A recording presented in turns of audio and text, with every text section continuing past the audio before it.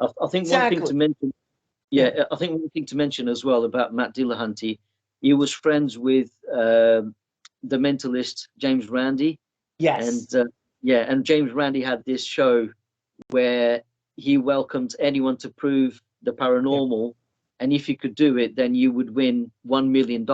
And along the years, nobody was ever able to prove it. In fact, some frauds were uncovered, and because Matt Dillahunty is also influenced by James Randi, because Matt Dillahunty used to be a magician himself. That's another thing that we didn't mention before.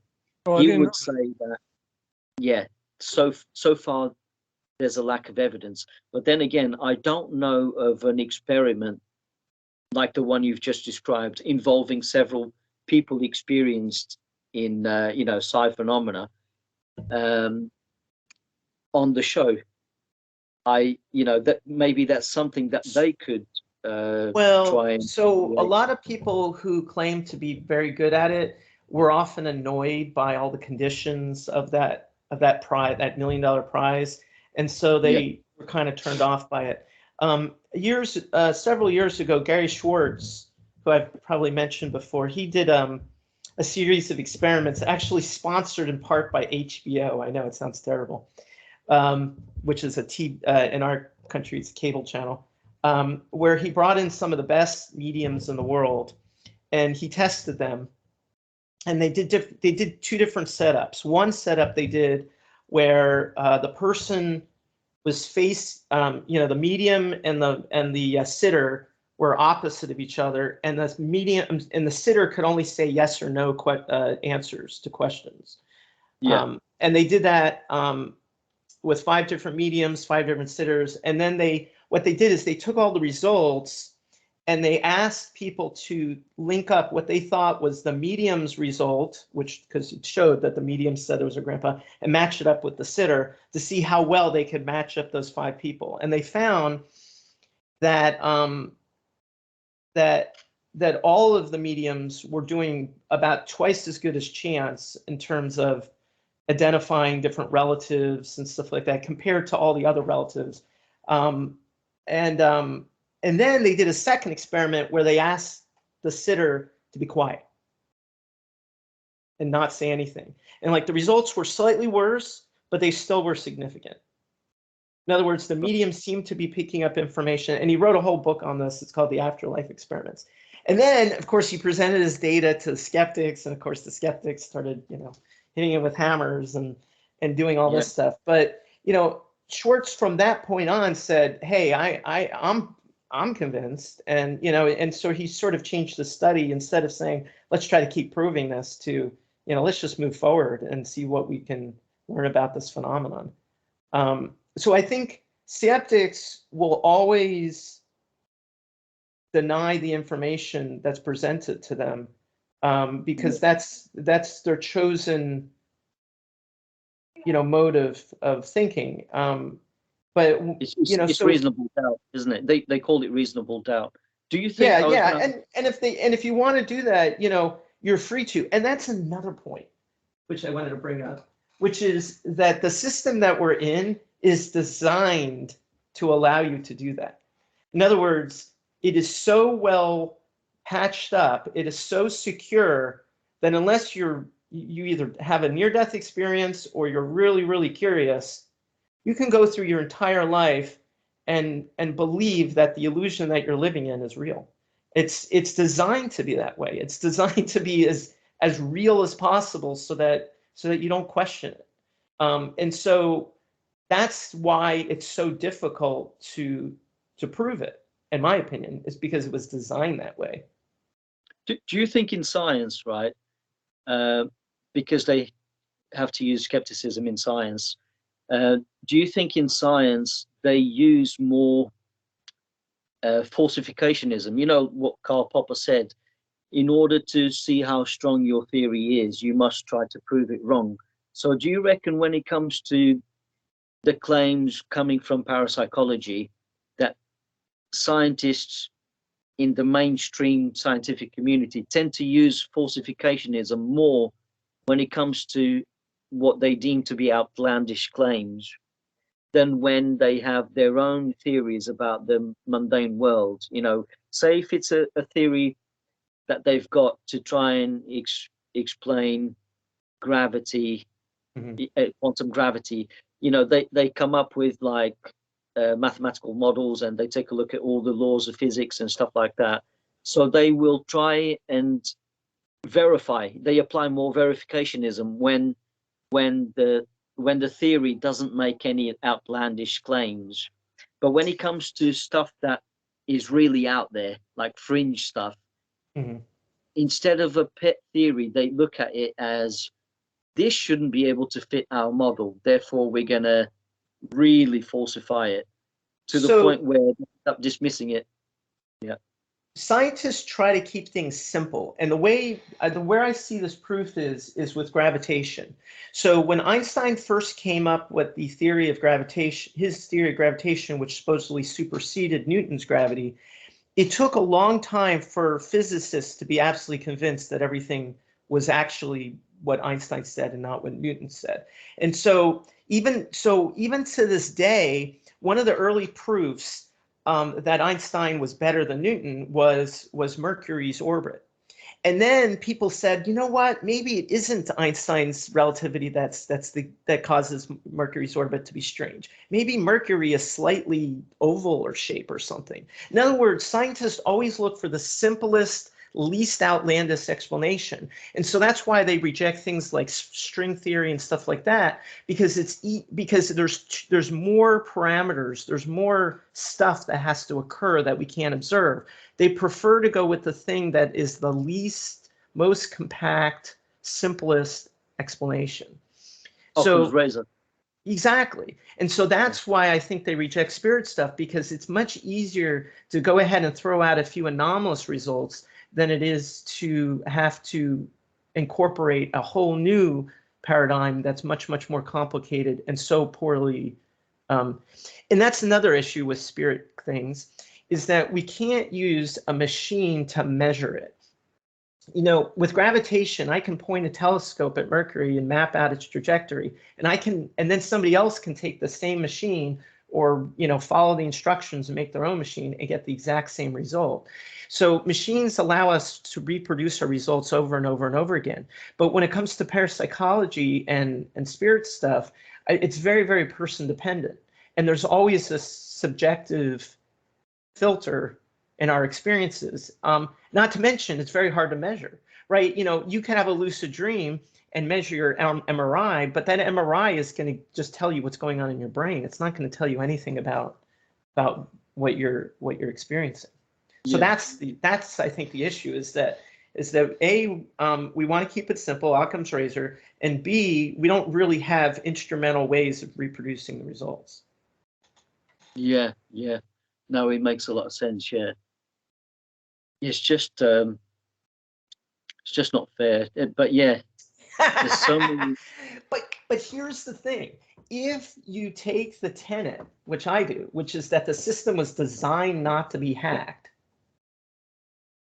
I always get it wrong. And this came to me through intuition. It's not, it was designed not to be hacked. If you understand that, then you realize that the unfairness doesn't stem from your belief versus the materialist belief, but that we live in a system that is so cryptic.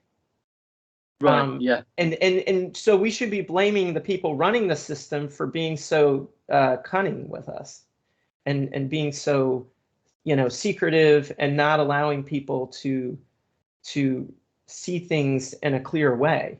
I mean, look at Christianity. I mean, there are hundreds of denominations of Christianity, because there's no way of adjudicating who's right and who's wrong.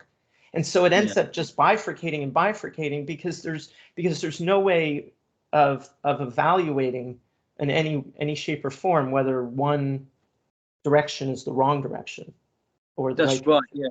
I was going to say, with Christianity, it's very easy for atheists to completely destroy it. Oh, there's a fire alarm going off. It happens sometimes. But yeah, I was going to say, oh God, Yeah, that's it. It stopped. Yeah, I was going to say, if you assume, like, take a story like Job. You know, the story of Job. He's faithful to God. He does everything right. Um, but then the story goes that God decides to have a bet with the devil in order to test Job to see how he behaves, because the devil says, well, his faith in you, he says to God, his faith in you is contingent on the fact that things are going so well for him. So take all of that away.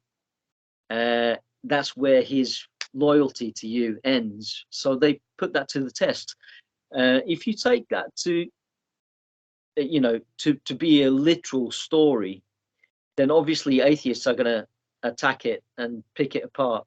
They're going to say, well, if God's supposed to be all good, and if he's supposed to respect those who have faith in him, why would he do that to Job? It just seems unfair, because he practically says to the devil, do what you will, and his faith will remain. If you take that literally, if you take God to be some kind of entity out there, and his dark angel also exists, and he's doing his work for him to test people, then people are going to start pointing at the contradictions. How is it that this God can be so cruel, right? But then you also get different interpretations. Like, say, for example, Carl Jung said that story doesn't really happen out there objectively. It doesn't happen in space and time. It's more of an archetypal story. It's more like spiritual. And he said you can interpret the whole story to be inside Job's mind. So for instance, Job is loyal to God, which means that he looks up to what he values the most. He can't help but worship that. He does everything in his life to progress, to make things go okay in his life, to be organized, to be orderly. And when things happen willy-nilly, when bad things happen, right, regardless of whether he's a good person or not, that's when he finally says, well, I've done everything right. Why is this happening to me? So in the story, that's when he looks up at God and he goes, why? And God basically says, well, he gives him a cryptic answer. He says, well, where were you when I laid the foundations of the world? Where were you when I laid out the constellations, when I did this and that and the other? And if you take that to mean that someone externally is talking to Job, then you think that's not fair. He only wants an answer to what's happening to him. So why is God being so rude on top of it? It's almost like God is blaming him. But really, you could also reinterpret that to mean that if God is everywhere and he's already inside Job and it's his psyche, then Job is coming to a realization, well, it doesn't matter whether I'm good or bad. The world was already there before I was born. It wasn't made just with me in mind, or it wasn't made just for me to exist in it. Things will happen willy-nilly, and I just have to find a way to accept what happens to me. So basically, it's almost like a realization. God's reply, it's almost like a realization that he comes to, like a eureka moment. It's got nothing to do with whether I'm good or bad. Things will just happen willy-nilly because they're already there. And the sooner I accept this, then the sooner I can move on and stop feeling sorry for myself. So that's what happens in the story. After he receives God's answer, as cryptic as it sounds, he finally moves on with his life, and then his life improves tenfold according to the Bible. So I almost take that to be like an archetypal story, which doesn't happen at any one time. It actually happens all the time in human history with everyone at some point in their lives. I mean, what do you make of that? So maybe it's not that the Bible is completely wrong about everything, it's not that there are contradictions. It also depends on how you approach the Bible. So maybe the Bible is just a collection of archetypal stories. Well, doesn't it sound a little bit, when you mention about this idea of allowing yourself to just accept the good and the bad, that has a little bit of a Buddhist flavor to it. This idea that life is illusion and you kind of have to just let it pass through you. Because if you hold on to it, if you hold on to all the riches that this illusion is giving you, you're going to suffer. But if you just let go and say, you know what, it's okay. I don't really, things, I can get rich, I can get poor, it really doesn't matter. I'm still okay. I'm still I would say, then I would say it's similar to Buddhism, but not so much Buddhism. I would say that it hints to a different approach. Not to say that you shouldn't, you should just accept it and you should just get on with your business and not let it affect you. I would say more along the lines of the Stoic philosophy, Stoicism. So basically, things happen, and you have to come to a realization of what you can and can't do. So there are things that you can control in your life to do with what you choose to do. Your actions, how you move your body, what you're going to do next. That you can control, and you can even control. I know you can have thoughts flare up in your mind, but you can also focus on what thoughts you're going to have or what decisions you're going to make, right? Well, there's different choices. It's sort of like, it reminds me of the choose your own adventure books. You reach a point and you have some choices. You could either fight back, you could just say whatever, or you could say, you know what, I'm going to fight evil with love. I'm going to give to that person that took from me, to demonstrate. It's sort of like what Jesus would say, turn the other cheek. So there's like different choices you can make in these scenarios depending on your philosophy. So I was going to say, that's why I said it doesn't have to be the Buddhist approach of not doing anything. It would be more along the lines of accepting the reality, and once you know where you stand, then you can go from there and do something about it. Like, for example, and then recognize that there are things that you can't, that are beyond your control. Like, for example, you get rejected for a job that you applied for. You could say, oh, well, I guess that just wasn't meant to be. Or you could just keep pressing on and keep going and find another job until you find the one that they accept you. In other words, there's different choices. Once again, it's you're right. It's not like, oh, forget it, I don't need a job. Jobs are illusions. It's just more of whether you choose persistence, but I think that the Earth game, though, is set up to be as immersive as absolutely possible. It's even in some ways more immersive than other games going on in this physical universe, or at least what we think to be in this physical universe, what I call like extraterrestrial races. In other words, other groups of societies may be better connected with their spiritual self and see like bigger pictures. Whereas in this particular world, we are locked down. I mean, we have almost zero perspective, except that we're born and we die. I mean, and any perspective that we gain is really hard fought. And I would argue that you could have a lot of lifetimes where you're just so lost in the illusion, you don't even know, you don't know heads from tails. You might reach a point in your soul's evolution where that aperture opens and you start becoming aware of things that don't meet up with the illusion that we live in. And it's only at that point that we're at where we know that we believe that there's a game going on here. But to a lot of people, that they don't even think that. They don't even hold that as a possibility, like our materialist friends in that video.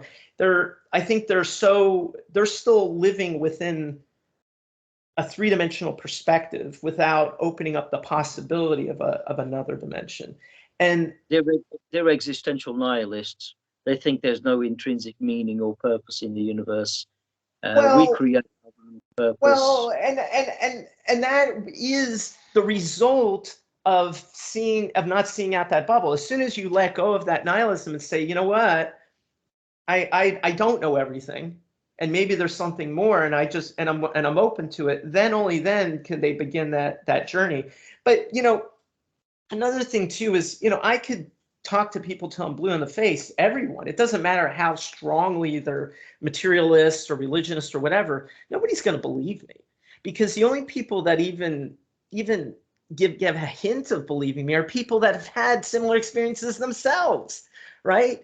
Only NDE experiences, OB experiencers, maybe lucid dreamers are even going to believe a word of what I'm saying. Everybody else is like my No, wife. but there is another type of people that can also buy into that. Mhm. People that are very interested in consciousness, that didn't have any experiences at all, but they got to believe that. Like, for example, somebody that read Tom Campbell, the books from Michael Newton, Seth, they didn't have any experiences, but for some reason they believe that. No, I agree with you. I think there are people that look at it as like a religion almost. I hate to say it, but related, going back to when you said immersive, I see one point at least, that there is an advantage of don't being so hooked up to the game, let's say, is when somebody close to you dies. Because the typical, and people see you as weird, when somebody dies, you're supposed to be sad, right? I mean, if you tell me, oh, you lost somebody, you lost this person, the typical reaction, everybody expects that you're going to be sad. But I mean, I am the weird one. I don't know about you guys, but when somebody dies, for me, he's the lucky one. He's the lucky one. Now he's falling in on physical. I wish I were him. Right? Yeah. Because right now we have to make so much effort to get certain non-physical access, and when you're dead, you get it. I mean, you don't have to make.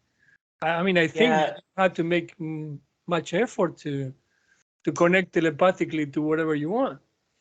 You don't suffer. You don't have to eat. You don't have to go to the bathroom. You don't have to feel pain. Generally, I would agree with you. The one thing I question is, just because I explore a lot these, I would call lower vibrational realms where spirits exist, I wonder how many of them are fully aware of what they're capable of, versus ones that, they realize they're dead and they realize they don't have any problems, but at the same time are kind of stalled in their development, where everything, where they don't necessarily take advantage of all the rides that the amusement park of the non-physical offers, to use an analogy. Yeah, but that's the example. We had similar conversations in the past. It's like you say, you said I went to Europe, and how was Europe? I said, oh, I didn't like it at all.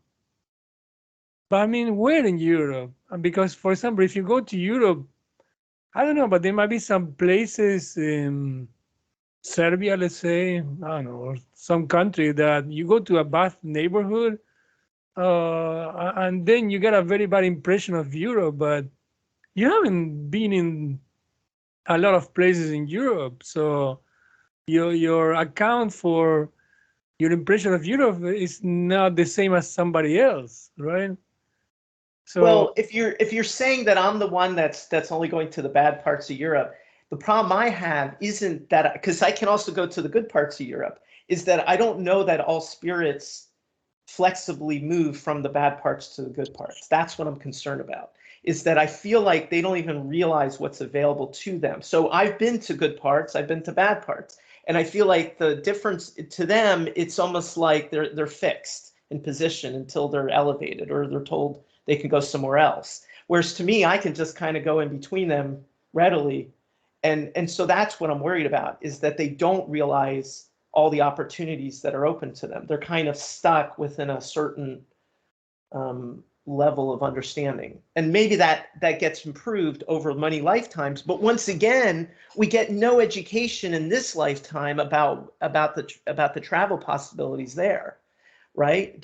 Christianity teaches you that when you die, you're supposed to wait in sort of like this waiting area until Jesus comes back and resurrects you, right? So you're given all these limiting beliefs that you kind of take with you, and some people don't have that limits, but some people do, and it's like, why is that? Why are we so uneducated here that we don't even know what's available there? That's what I've been doing lately, is interviewing these people and asking them, okay, so what's up? Do you talk to your guides? Do you, where do you go? I mean, and it ranges depending on their awareness.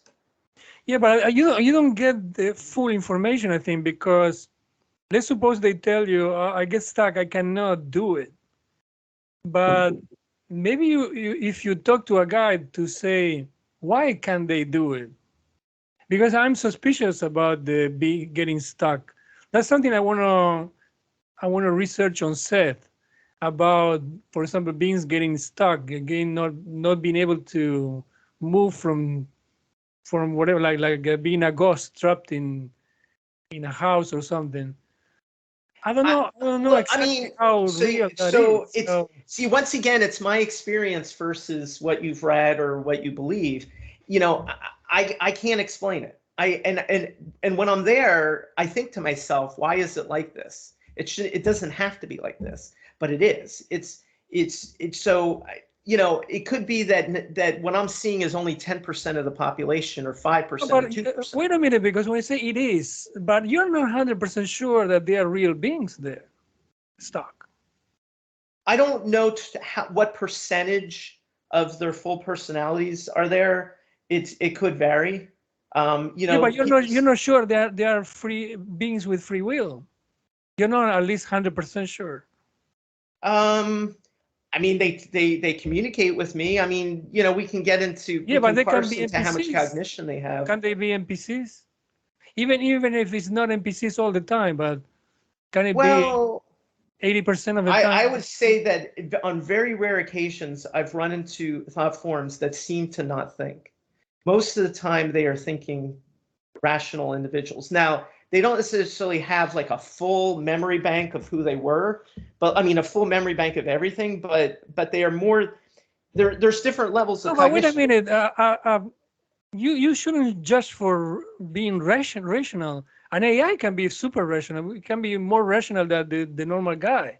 I mean, if you talk to an AI, I mean, a normal guy can give you contradictions. And you talk to an AI, I can be very precise. I can talk to an AI about idealism, and they can give better answers than myself. So by judging by how rational they are, that's not the best judgment.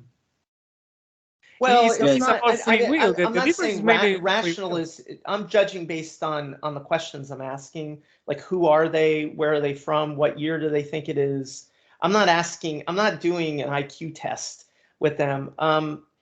No, but the amount of information doesn't give you any clues either, because an AI can be very precise about the knowledge, about the information of something. I was going to say that the AI can pass the key is to test for free will. That's the key. You can imagine an AI passing the Turing test, and yet the AI isn't conscious, or you can make the argument that intelligence, or the appearance of intelligence, isn't evidence for consciousness. I think what's his name? Nicholas Humphrey, the guy who wrote Sentience, the Invention of Consciousness. He's coming from a materialist standpoint, right? I don't subscribe to his theory, but he makes a point which I'm going to use here, because it makes a clear point. It divorces intelligence from consciousness.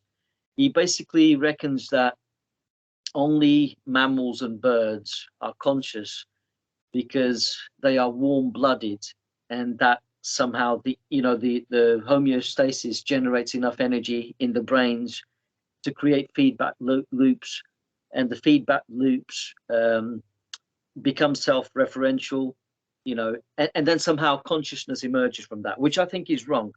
But he makes a point that an octopus, like reptiles, lizards, snakes, all of that, an octopus can display high levels of intelligence, but isn't conscious. But a chicken is conscious and yet doesn't have a lot of intelligence, doesn't exhibit much intelligence. So he makes that case to divorce intelligence from consciousness. Yeah, because the key is on free will, because you can have a dog that in general dogs are not more intelligent than humans, right? But a dog, you open the door. I mean, let's say you have 4 dogs in a house. You open the door. I mean, the dogs are gonna not the whole 4 dogs are gonna. Well, it might happen that the 4 dogs want to get out, but some of them, one of them might want to get out faster. The other one might want to get some food. I mean, I assume at least that they have free will. So it's not about their intelligence, how intelligent they are. It's about whether they have free will or not. If they don't have free will, you would expect all the dogs maybe to do something similar, right? One thing that Humphrey observed about dogs, right, and about mammals and even birds, he says that what might be evidence for a creature having sentience, having phenomenal consciousness, is the fact that when they move around, I know there are good cases for saying that behaviorism isn't a good way to try and prove that, you know, a creature is conscious, but he does make the point that when dogs move around, and just like humans, they tend to play with the experience of qualia. So when you throw a ball, the dog will chase the ball, then even play around with the ball. It's almost like they explore the world of qualia. And that kind of behavior, you don't see it in reptiles or mollusks, or, you know, they don't exhibit the same kind of playfulness that you see. Yeah, but I mean, if you have a robot, and the robot might be programmed to catch the ball too, so how can you tell? You throw a ball and a dog that is a robot, they go and get the ball and bring it back to you. But then you would have to, true, it doesn't definitively prove that you know, something is conscious, but there is definitely a distinction there to be made between mammals and birds, and the way, say, a lizard behaves. A lizard never plays around with the world of qualia. It's almost like the lizard doesn't have it. It's almost like the lizard, the way the lizard behaves, is closer to an automaton than a conscious being that perceives the environment and plays around with it. Does that make sense? Maybe, I don't know. I mean, I didn't do much research on that. But another thing to take into account is there is also a distinction between being conscious and having free will. Because let's suppose you're a being without free will. I think it is possible that you can get qualia. I mean, you can have the qualia, but not being able to do any other way. I mean, you can see red, explore red. You can still like ice cream, but you cannot choose not to. I mean, usually I predict that somebody without free will tend to either have random choices of ice cream or have a preference, a predefined preference, right? And if there is a reason that they change the preference, should be because of some software or hardware reason. I mean, predetermined, right? Not because they are aware of the choice. Guys, I need to take. Oh, sorry. I need to take a little break. Should I? No, anyway, we've already been recording for a long time. So. Oh, okay. Yeah, I don't want to. Yeah, what's the best way for me to zone out with your system? Or it's going from 2 to 3 rooms things anyway. What? Like, you want me to turn off my camera? Do you want no. But by the way, one more thing I wanted to say. Yeah, we're about to wrap it's up. It's kind of anyway. like obvious before I leave. Is that I think for people, for materialists, for people that don't believe in anything like that is not normal, let's say, is to keep it simple. because we in the conversation we focus on is it coming from our own minds, or it might be an external source. So don't even entertain what is that external source supposed to be. If it's paranormal, non-physical, afterlife, as long as it's, keep it simple, is it coming from ourselves or not? Because I mean, the more you add to a materialist, the more you're gonna get a reaction back. Because for example, you mentioned supernatural. Oh, God, get out of here. You mentioned, especially you mentioned soul. Oh, get out of here. No, you keep it simple. Is it coming, for example, dreams? Are you coming from you, from me? Or is it a possibility that they're coming from an external source?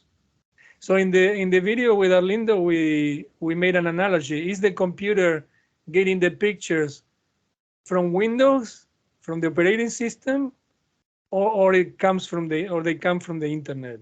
So we can explore that. What is more reasonable? That the information is local or is not local? So, well, if you want to go, you can go. No, was I like thinking that. I like that. It's because it's easy, like you said, if you use certain loaded terms, people can go off on a tangent. And we want to keep the distinction clear. Of course, when you use local and non-local, you can start arguing physics principles, but I feel like that is a little bit. Right, because we were talking about bringing people from different religion ideas, both atheists and theists, to the conversation about the non-physical. Okay. And we can bring both types as long as they are open to be open-minded, skeptical. Yeah. Well, we should grab. We may have to kidnap him, but Matt Dillahunty. We just without his. See, we can't let him in the same room with Mr. D to support him. We gotta, and then we turn on the hot lights. Yeah. No, but it would be interesting to at least have a vocabulary with them, and even if we disagree with them, we can still say, hey, I believe that all of my cognition occurs locally, and I believe that my cognition is a mixture of local and non-local elements. And in this way, at least we've now made a non-mushy, distinction. It's a very clear distinction. And also, yeah, it's also very, very convenient. I think you, Arlindo, might know more. Well, you might know that too, Michael. A typical phrase in quantum mechanics, quantum physics is non-locality. Yeah. So by saying, bringing the name non-local, non-locality, you sound like a, like a scientist, right? Change, so instead of being non-physical.com, non-local.com. I joke. It's kind of like, no, but anyway. No, and that's what I was saying, that locality, non-locality get into like physics arguments, but even if we're not arguing the physics, we're just simply trying to use as simplest term as possible to describe information within within my system, my physical system, and information outside of my physical system, which I can receive with my five senses, or then we at least have a starting point. I honestly, if this were a game show, he would win, right? Because he could just rack up points and saying, well, did this person know something before they, in other words, our five senses provide a lot of our information in our daily life.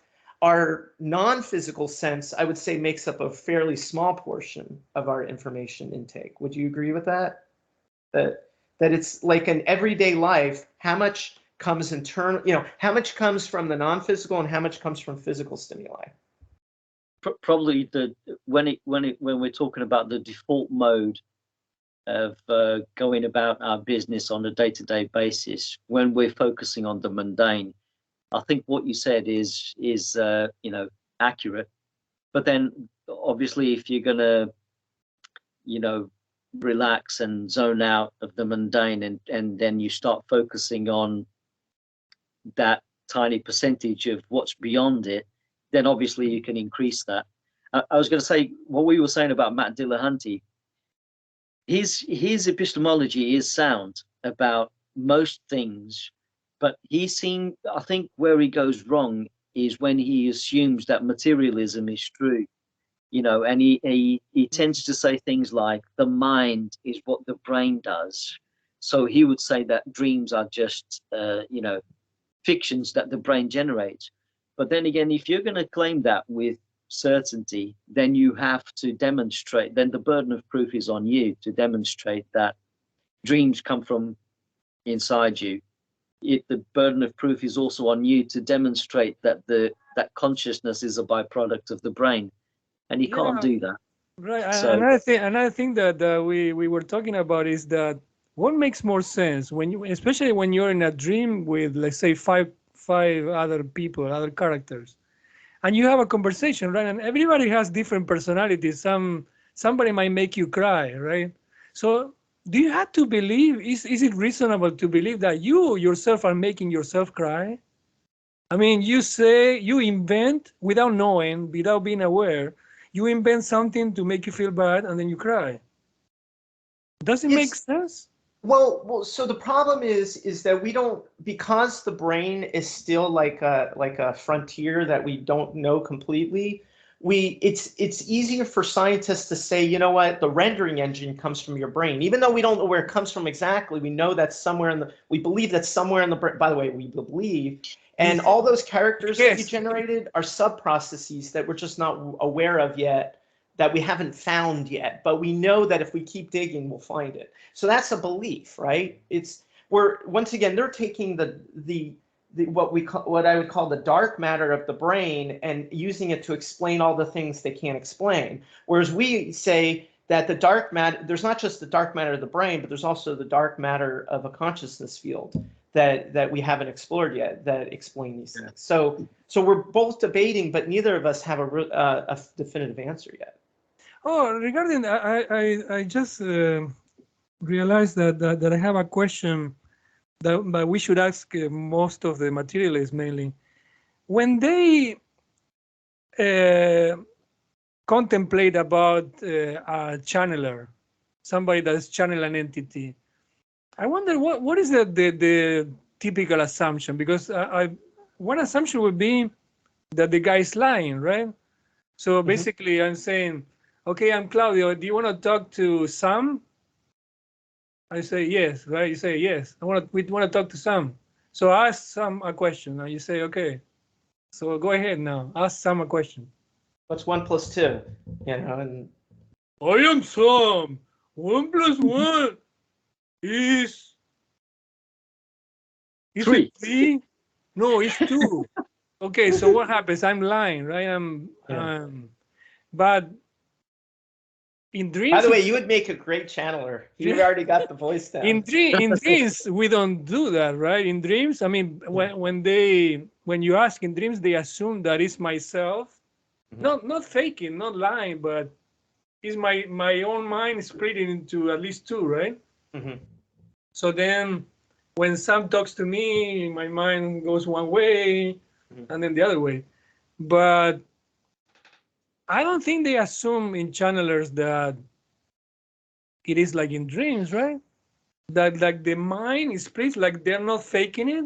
So basically, when I was pretending to be Sam, it was really my mind without me knowing becoming Sam. So I know what you're saying. It's the debate I had about the first book that I read on the paranormal, which was John Edwards' book, which is there's 3 possibilities. A, he's lying. B, he thinks he's telling the truth, but he's delusional. And 3, it's real. So there's that distinction between lying to yourself and truth, right? It's because one thing that I'm giving the skeptics a reason is that we don't know where the source of the information or what is the source of the information. I mean, if somebody's channeling something, I would assume that the information is external. To me, it makes more sense. But if I am assuming without more evidence that it's an entity with free will or not, I think that's extrapolating too much.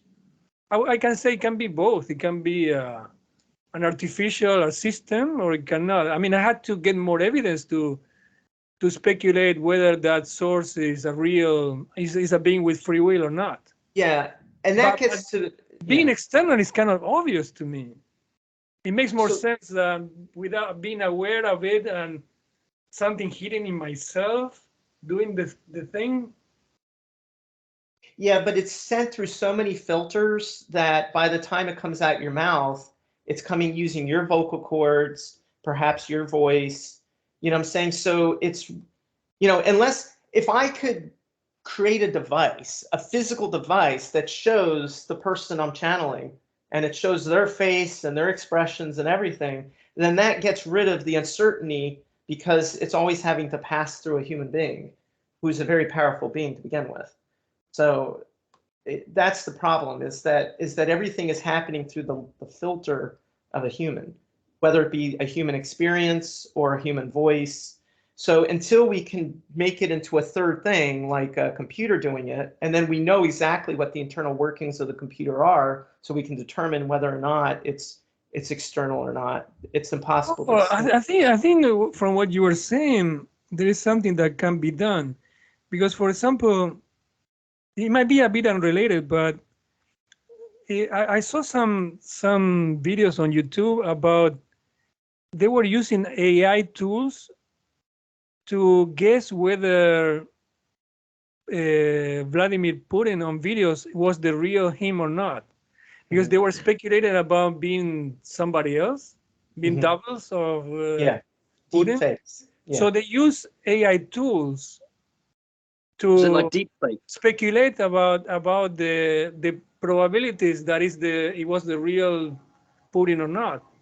Maybe AI can help in what you were talking about. What do you think? So this is related to the concept of writing styles. So for example, even with the Bible, what they've done is a language analysis to determine that there's like X number of people that wrote the Bible because the writing styles are slightly different. So in the same way, you could use AI to determine mannerisms, speaking style, frequency, all the language content. And you can use all those as metrics to determine whether or not it's the person you claim it to be or something else. But it's imperfect. It's imperfect because the AI is going to get better and better. I mean, one day an AI will be able to create a Putin that another AI won't be able to determine is in fact fake. Oh, you know something that I don't know if anybody tried this, but with these channelers, I don't remember seeing anybody. But for example, when they what is this guy Anka Polanco? Daryl Anka channels Bashar. I wonder if we can ask him to pretend to be Bashar and see how he sounds when he pretends to be him, right? And do an AI analysis. Do an AI analysis comparing him pretending to be Bashar on purpose and him being Bashar. That would be interesting. Also you see what the AI can detect the difference between the two. Well, you could also, so for example, let's say he can't do that. What you could do is take a good actor and ask them to act different types of people, like Robin Williams would have been great, but there's people that definitely, they in real life they sound completely different than who they act in person, and so you can develop a metric or something that helps you understand the range of abilities of a normal human being, and you could assume that he is in fact a normal human being and that his acting range can only go this far, and then you could determine whether the channeled entity is farther. You know what's one of the best proofs though is women that sound like men when they channel. That's I always find interesting. Another thing that really deep voice. That's true. But once again, it could be acted. I mean, it's not that a woman couldn't act like a male if they tried. But one thing that can help is when you change the language. If somebody channels with a different language, but let's see how they do when has anybody asked Bashar to speak in perfect Spanish when we know, or when we can assume that he doesn't know perfect Spanish, for example, right? Because Bashar should know 20 different languages. So, and Daryl, I assume, only knows a few at most. let's test them on language proficiency in different languages. Nobody's going to do that though, because that's a real experiment. Yeah, I was going to say we mentioned Paul Tholey's research on dream characters, because he was working on this hypothesis that dream characters are conscious, and the results from the experiments, because he had like a bunch of lucid dreamers as his subjects, to ask the dream characters questions and to ask them to perform certain tasks.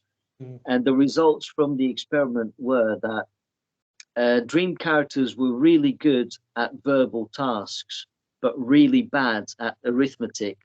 So they were so bad that you could say that they were as bad as an infant.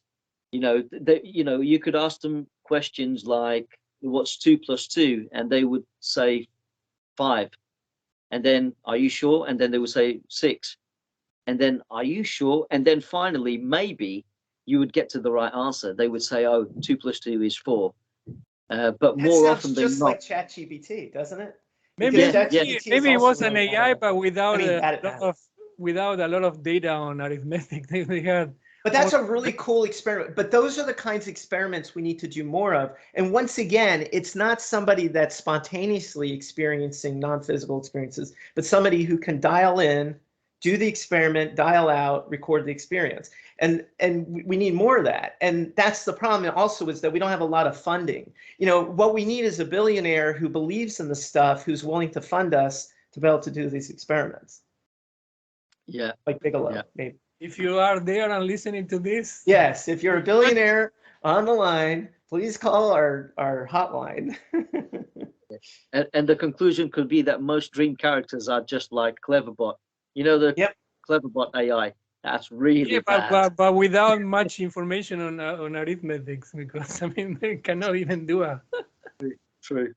Exactly. Yeah, and can channelers channel in arbitrary languages? That'll be another experiment we can add to the list. Though. Yeah, definitely. Try finding someone that can channel, that's willing to do that experiment and put their authenticity on the line. Good luck. They'll make excuses. Geniuses. What? They could turn out to be mathematical geniuses. Well, so what Daryl Anka claims is that he's channeled Bashar in front of like university physicists.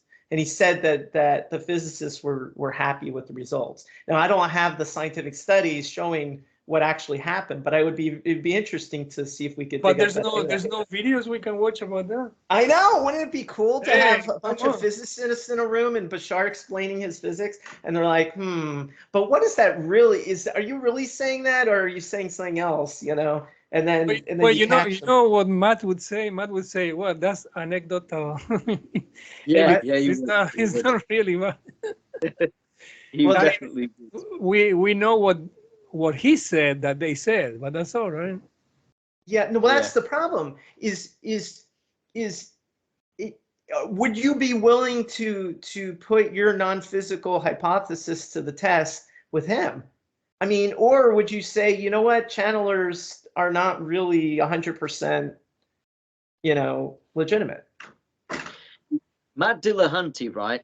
If he had done his show prior to the 70s, when lucid dreaming was proved in the lab, he would be parroting the common view from the scientific community of the time. He would be, if someone called in to say, "Oh yeah, I had a lucid dream," he would be saying to that person, "No, that's not possible." Right. It's impossible. Yeah, exactly. No, you're right. So lucid dreams transitioned from the impossible to it's okay. Exactly, to it's okay. So I do think that he's so focused on his own show and his own ideas that he's not really paying attention to say some of the breakthroughs that we've seen, like since last year, and in physics and some of the conferences to do with consciousness, and how divided the scientific community really is. The tragedy is that you don't have 100,000 followers like he does, and you can spout your opinions in the same way that he spouts his opinions, because right now it's 99% materialism, 1% us. That's right. But then again, he goes on about apparently is an expert in logical fallacies, Okay. and I've heard him before with some callers say that because someone called in to say that there are billions of people who believe in God, therefore God must be true, and he said, well, you're ad appealing populum. to the ad populum fallacy. But then again, he also hypocritically appeals to that very same fallacy, because he's claimed, even in the Jamie call, he's claimed that he's not an expert on anything. I don't know if you caught that, Claudio, but he did say to me, I'm not an expert on anything. And yet he goes by the popular opinion within the scientific community that materialism must be true, or is at least the default mode. No, that's you know what's right funny is we're also in this weird time period after COVID where distrust of science has never been so high. And one of the biggest logical reasons that people claim that science is bad isn't that scientists are bad people, or that is that we're influenced by who funds us. And so therefore we feel compelled to not lose funding. So therefore we shape our results and our, if you have a PhD and you work for the government, you don't have to trust that person. That's right. Yeah. Well, so we shouldn't take your word, Michael. No, you shouldn't take a word of what I say. But see, that's the thing. It's interesting because in my job, as most government employees, is we have to evaluate things to determine what's the best choice for the government. And we try to do that as unbiased as possible. We try to look at the data because, at the end of the day, I feel like it's the people that are going to say, hey, this is not something we wanted, or this was a bad investment. So I don't feel like I'm beholden to anyone except what I think to be the truth. Although the truth, of course, varies. I don't feel like I'm beholden to who's paying me. I feel like I'm beholden to finding the reality, the truth of the situation. It's like science. When I do science, I try to do something. The results I share, I think, are reproducible. If they're not, that would be my biggest sin, is that I'm telling you something that doesn't hold up when you do it, for that exact same experiment. That is the biggest sin in science. Yeah, there's also scientists also get peer pressure from politicians or heads of state, for example. But if I'm going to claim, like some scientists do, but I really feel like at the end of the day, when I do my scientific work, I don't want any of my scientific colleagues redoing exactly what I did and what I claimed I did and getting a different result, and then saying, well, what the hell were you thinking, Mike? That to me is the biggest sin in my profession. It's and if I'm being influenced by money, then it's not going to hold up, right? Because if the US government claims it's true and then another government finds it's false, then that's just bad science. I mean, and to me, I don't feel any pressure to publish something. That's another thing we put in our things. We put a disclaimer saying that this is not the opinions of the government. This is the opinions of the authors. So we are we're very careful not to claim that any results or conclusions we come up with are not actually ratified by politicians. They are simply ratified by the people who wrote the study. Who are trying to defend their science. It's better to blame Michael Lee than blame the U.S. government. Well, no, I mean, no, because at the end of the day, if I'm going to publish something and then it turns out what I said was completely wrong, that's a mark on me. I mean, the government is already distrusted, but at least my name should have some sort of, I was thinking more along the lines of say like someone like Trump employs you to during the beginning of the pandemic, employed you to be a spokesperson, a scientific spokesperson for COVID and the latest findings on COVID. But then before you go on the podium to speak to the world about COVID, Trump says to you, you're going to lose your job. I said this before. Don't make me look bad. Don't contradict me. Find a way to make me look good. If I'll take out my Sharpie. I'll take out my Sharpie and add that big piece of land that the hurricane. I'll have you killed. I think I think when you're closer to the Believe me, you forgot to say believe me. This is a bigly thing. Believe me. This is trust me, bro. He needs to add the bro to his. No, he says believe me. Believe me. It's huge. Arlindo says it's the best. We have it. It's bigger than you've ever seen. Yeah, he says bigly. Bigly. This is bigly. Yeah, Arlindo. So you have to find some wig, so you can impersonate Donald Trump. But you know, the way I see the We're world bring now Donald is Trump that to the physical channel. the way I see the world now is that everybody's opinion times their influence factor is what's stirred into the pot. So if you have somebody that has a very large amount of influence but is a total idiot, we're screwed. Because that's how the world works these days. And it's unfortunate, but you know, if Taylor Swift got on national TV and said, stop taking that COVID vaccine, it's bad for you. You know, we've just lost that many more people who are not going to take the vaccines. You know, and so I really, this is the world we're in. It's almost like a democracy and it's a weighted democracy. You know, people always say that the stock market is democratic. No, it's money weighted democracy. In other words, the larger amount of money you have, the more you can influence it. So it's the same way of public opinion. If Matt Dillahunty has 100,000 followers and I have 5, he's going to have more people spouting his views because he's winning the popularity battle. There's no way around this. It doesn't matter if I'm right and he's wrong. He wins. Yeah, everything's politicized, basically. Even science. Well, that's the other problem too. Yeah. So when I read papers, scientific papers in my area, I have to look at, were they worried about publishing this because they needed to look good, or do you think they're just being honest with me? And I trust a lot of people. It's pretty rare when we catch somebody in science that's faking, and it does happen, and that is like the kiss of death for their career. They can't be scientists anymore because they've demonstrated that they lied in order to get ahead, and they're done.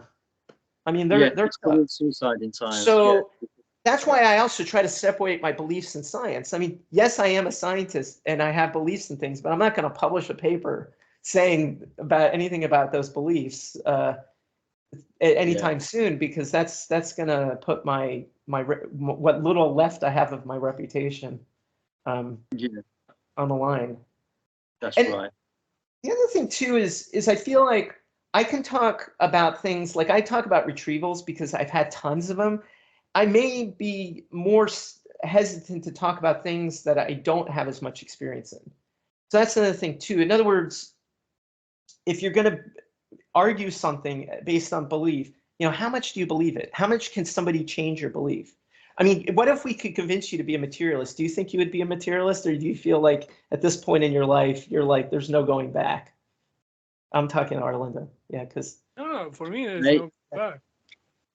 I care about the truth, and I tend to go by a saying, I'd rather a cold, harsh truth than a consoling lie. So I wouldn't like to think that just because I find idealism more compelling now, that it's because I am in love with it.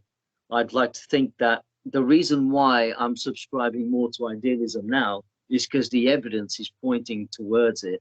You know, what sounds more convincing to me, because from the perspective of materialism, there is clearly a problem. You know, the hard problem of consciousness, for example. That's one of the problems with it. There's an impasse. What if in 20 years, though, somebody does something? I know the joke is 20 years ago, bet it, and it never came out. But what if, you know, I don't know, somebody does a really cool experiment, and you're like, wow, I didn't know that. You know, would that change your mind? I mean, or would that get you to start thinking? Then I'm willing to have a paradigm shift. If it's true that for some reason consciousness really does emerge from some type of physical configuration, you know, if it comes down to maybe the frequency of brain waves and what angles the particles are coming from, or you know, whatever some really weird yeah, something really weird, and the universe really works that way, then I'll have no choice but to accept it. But for that to be accepted, it has to be compelling. The argument has to be Yeah, compelling. but let me give you an argument about this.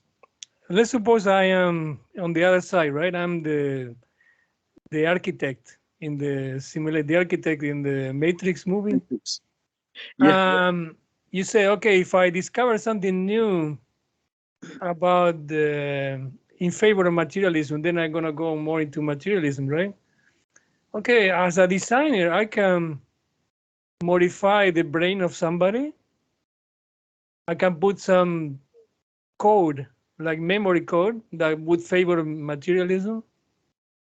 So basically, I am changing the software, right? Um, it's a software manipulation that can be taken as evidence for materialism. Well, you can see that that the architect already did a lot of patchwork to ensure, and it's a multi-revisional thing. This reality that we exist in, this is all intuitive. I would argue is actually like the 100th version of the software, or the 100th version of the hardware, or whatever. But it's been iterated over and over again until they reach this point where it's like, wow, this is bulletproof. Now, it never is completely bulletproof, but it's good enough for now. I mean, certainly in this age, it's still quite effective. I mean, it's a pretty. I agree that you can find holes in it, but think about it. How many people think as deeply as you? Yeah. By the way, Michael, when you said, what if an experiment in 20 years' time convinces you that materialism is true? That reminded me of the bet that Christoph that's what I was had. saying. Yeah. Yeah. Is that so this was already done once. Yeah. Yeah. And it never. And basically, Christoph Koch lost the bet because it didn't yield the results he thought it would. It didn't solve the hard problem of consciousness. So David Chalmers, in the end, won. So it's almost like that's already been done. But then again, give it another 20 years. What's not to say that in 20 years' time it will be even more refined, and maybe they will be able to. Well, okay. So the flaw, I think, with a lot of popular materialists is they don't really understand the science well enough to know that there's still some dark matter left and that we don't know everything.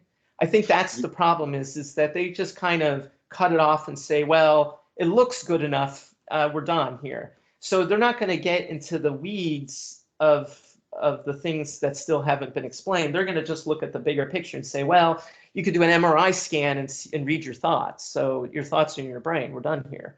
In other words, they're not going to go into the intricacies of the arguments. It's the same thing with, this is the thing that annoys me is the science explainers by most of society are considered the world's best scientists. But from scientists' point of view, yeah, they're good scientists, but they're not like the world's best. They're just the best explainers. And so you look at the Carl Sagans, the Neil deGrasse Tysons, and you think, oh my God, these guys are just gods of science. It's like, to scientists? No, I mean, yeah, they're good scientists, but they're not gods. I mean, they're just like me. I mean, they're much, much better at explaining things and they're much more popular than I am, for sure. But it's funny.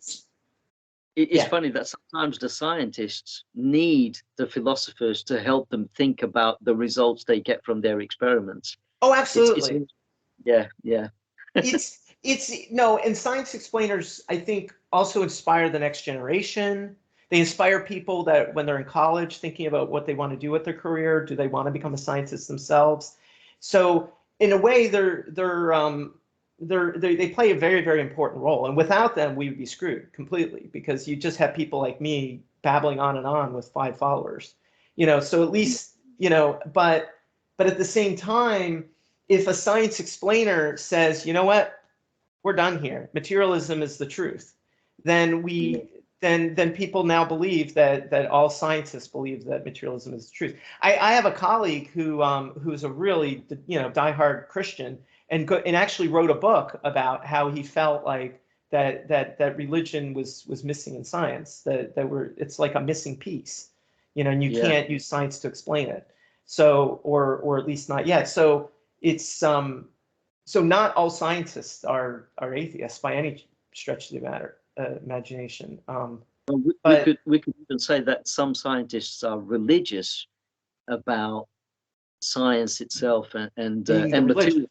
Yeah, that's right. It's all the religion, and in a way, like you're describing, they're accepting that certain things will be discovered if you just give it enough time, versus the alternative, which is they'll never be discovered, and because they're outside of the reality that we exist in. I would argue probably the religious scientists, in other words, the people that are like Christian, I would argue they believe that we do, that the physical world is merely just one aspect of the greater creation. So I think they would, and they would say there's nothing wrong with studying this as long as you understand that there's more than this. Let me give you guys an analogy to see. I think it's a pretty good one. You have a video game, but let's say from our perspective, from science perspective, you don't know the code, but you have access to see the game, right? So you see the game and you can study the game and you can notice some patterns and you can guess what the code is. The code would be the math, the equations of physics, right? Mainly. But then when you want to study the players, then you have more trouble. They're not as consistent as the game.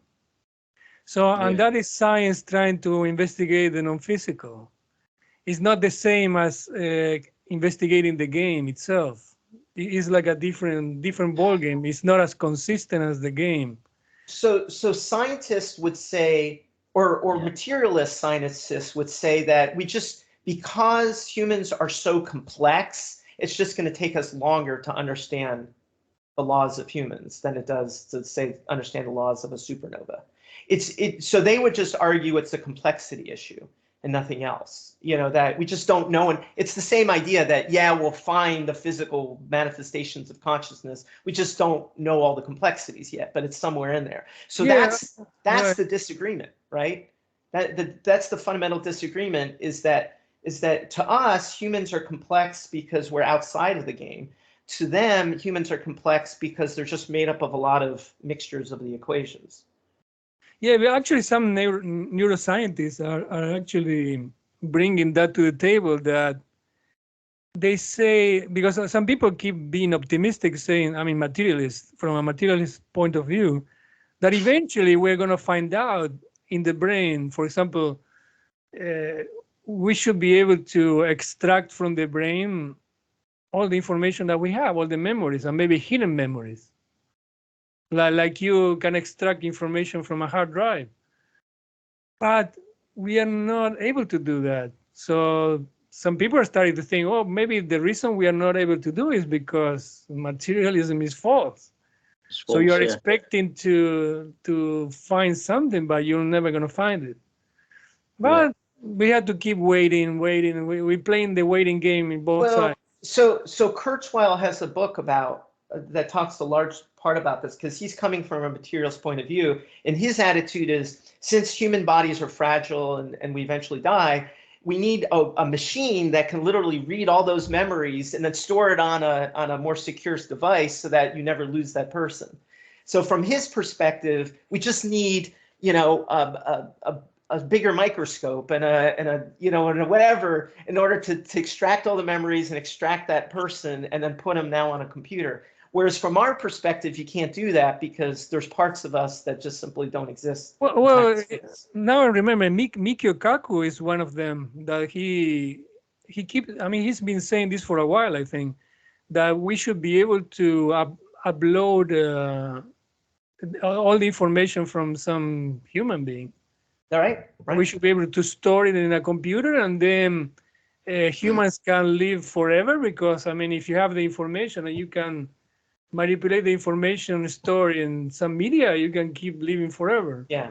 Not with a human body, but so it's interesting. Materialists are very much building their own golden calf.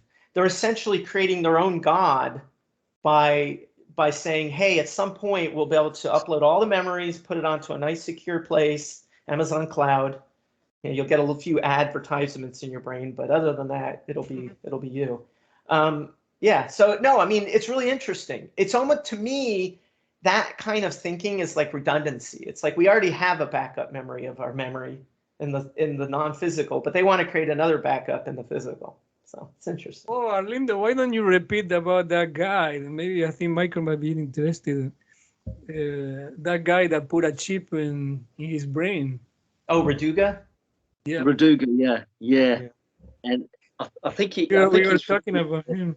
Yeah, he's performed brain surgery on himself because he wanted to be able to control his lucid dreams and make them longer and be in absolute control of it. So he decided to perform brain surgery on himself and insert a microchip in his brain. And I think he posted some of the results, but He did it in June of this year. Yeah, he was willing to risk his life for it, for the cause, you know, and he So lost like pints of blood. And but yes, I assume if we work backwards, I assume he's also worked with like eyeglass device. You know how we've been talking about like sleep masks that like every time it detects rapid eye movement, it uses red light and stuff like that. I assume he's done a lot of that too. What? Yeah, on his website. I don't know anything about that. No? You know? I think he came up with something similar to Nova Dreamer. You know, Stephen LeBurge's. Yeah. Nova Dreamer. I'm not familiar, but yeah, I mean, so I would be curious to use those devices too. I mean, because I think those are not invasive. They won't harm us, but they could extend our lucid dreams and give us more experimental time. So yeah. Did you guys see about the ping pong balls that was posted in school? Yeah. Saw that. Yeah. I don't need to do that, but no, I mean, but if I could get, I mean, you know what I want? You might wake up. So here's what I want. If somebody who does lucid dreaming and then started using the device and found that they were able to increase their lucid dreams by a factor of 2, 4, I'll spend the money and buy the device. I just don't know if they actually work or not. So I'm not willing to throw the money in until I have some confidence that it works. What do you guys think? Another thing we were talking with Arlindo before was that if I change right from when I was a kid to now, that now I get my visualizations better. Mm-hmm. I mean, if from a materialism point of view, my brain should have changed, right? Possibly. Yeah. Right. It could be a good subject to study, right? we talked about hyperphantasia. What? So basically, because Claudio has done so much visualization over the years, by now we should expect his brain to have changed, especially in the visual areas of the brain. We should expect it to be really developed. And we should be able to close his eyes, block out all sensory input, but then measure tons and tons of optical, what do they call it? Optical buffer or whatever activity going on. Yeah, something like that. But there is something curious. I don't know what you make of this, Michael, but what they found is that when you lower the excitability in the areas of the brain that are to do with visualization, if you lower the excitability using artificial methods, you increase the quality of the visual experience. The imagery suddenly becomes stronger. Yes. But under materialism, wouldn't you expect the opposite? If you increase the excitability of these brain regions, you should expect. Well, so initially I was thinking, that's a great proof of idealism. But there is one electrical engineering thought, which is that when you reduce signal, you pick up more noise. So it's like, so it's possible that the receiver that's looking for visual turns up its amplifier in response to no sensory input. And so that is then what creates all it's amplifying a bunch of sensory thinking. You know how like you close your eyes after looking at something, you see like a residual image. So maybe things like that might start to be amplified more because of the lack of other. Yeah, neurons. like an I'm just throwing it out as I'm standing up for the materialists. No, I'm checking. No, that's fine. Oh, by the way, I don't know if you guys are familiar with Mary's room problem. So Mary's a brilliant scientist. She's inside this. Oh, hello. So I Mary's a was brilliant trying that. I scientist. never tried. I see. I don't know if it's gonna be recorded or not, but Don't worry about it. It's fine. It's cute. We need to add it more often, especially after somebody spends 10 minutes talking. Yeah. hey, who has the next birthday? We don't know about mine is in April 20. What about you? Mine's on the 26th of May. Oh well, we're all in a cluster. Yeah. What about you? When is yours? I'm June. I'm late June. Oh, so mine is the next one. Oh, okay. Hey, we'll buy you the we'll chip in and buy you the lucid dreamer. No, I'm joking. Okay. I don't think we need it really. I mean, I would like to increase. I mean, I find that I lucid dream maybe about 10, 15, 20 minutes a week total. I know people that lucid dream for almost like several hours a week. So I want to increase my my lucid dreaming. Maybe we should volunteer to Elon Musk for his company. yeah, to fund us. Well, I did have that dream once where Apple intuitives were talking to me and saying, "Hey, you could join our Apple intuitive team." You know, like somehow they were like these remote viewers working for Apple. Who knows? It could just all be in my imagination. Yeah. I was going to say one last question about Mary's room problem, right? You know, she's in a black and white room. She's a brilliant scientist. She knows all there is to know about color. And usually the question is, when she goes outside, will she learn something new? If she learns something new, then materialism is false. But I was also thinking, when she's inside the room and all she's seen is black and white all her life, when she closes her eyes and she presses against her eyeballs, you know, when you see like, not the after image, but the, you know, you see like Yes. colored stains. Yeah. I don't know. Like you see You're red stimulating your retinal receptors. Yeah. Yeah. That's right. So what does she see? I don't know. By the way, white is a terrible color because white is all three colors at once. It's all three wavelengths. Yeah. So that's a terrible example. But red and black maybe, and then they. Well, in general, they say in general, I think the most common case is when somebody is born blind, they don't experience colors. But or they don't experience any visual for that matter, or at least that they know of.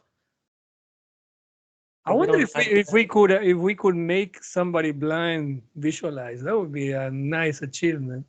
So Robert Bruce was able to help people go out of their body who were blind, and because he focused on feeling rather than visualization. So anyways, that little factoid. Yeah. All right. What's that brain condition where people are blind, but they actually believe that they can still see until you get them to move around, and then once they start stumbling around, then they realize, oh, I'm actually blind. They actually showed this condition in one of the medical programs. I think it might have been House, you know, the series House, and one of the doctors, he somehow poisoned himself inadvertently, and then all of a sudden he became blind, and he was stumbling around, and people were saying to him, "You're blind right now. You have this condition. You're blind." And he kept saying, "No, I'm not. No, I'm not. I can see. I can see." And he was so convinced he could see until he began to stumble around, and then he realized, "Oh my God, I'm barging into things. I'm bumping into things. I can't see anything." Only then did he realize, "Oh, I'm blind." That's really strange. No, but maybe he was visualizing. Yeah, maybe he was imagining. Maybe he was visualizing. Maybe the brain was not the brain. See, there is a tendency to to speak as though materialism. Don't worry, is Claudio's Yeah. just an NPC. You shouldn't be. We forgive you. We forgive you. You're I was going to say maybe the brain is making something up to fill in the void. You know what materialists say, but yeah. Actually, it could be- we can do also like jokingly say, "Hey, my brain is saying Merry Christmas." Oh, my brain is saying thank you. Oh, yeah, really? Are you sure he said that? Maybe Yeah. like joking. I mean, You can Well, never be it's sure. what do they say? My brain says no, but my heart says yes. You ever hear that? Yeah, Expression. yeah. There you so go. who are you now talking, Michael or your brain? Actually, it's my heart that's talking. Yeah, no. That's Okay, very guys, we Well, need to it's take a time to break. say goodbye. Maybe true. Have a I good think this is the Christmas, last recording of 2023. Oh, I okay. guess, right? Because more likely. So Merry Christmas. Merry Feliz Christmas, Navidad. happy Happy Thanksgiving. New Year, You happy guys do Hanukkah. Thanksgiving there, don't you? Have you Hey, had it, or you Yeah, still we gonna already have had it? our Thanksgiving back in November. How do you say Oh, Merry Christmas in Portuguese? Feliz Natal. Feliz Natal. It sounds like Yes. Italian, right? It's similar to Italian, maybe. Yeah, it's similar. It Yeah. sounds like Yeah, happy it's similar. birth. yeah. Yeah. Natal. Yeah. That's right. Yeah, it's like birth. It could have something to do with the birth of Jesus. Maybe that's why they call Well, the original idealist of the Western world. Yes. All right.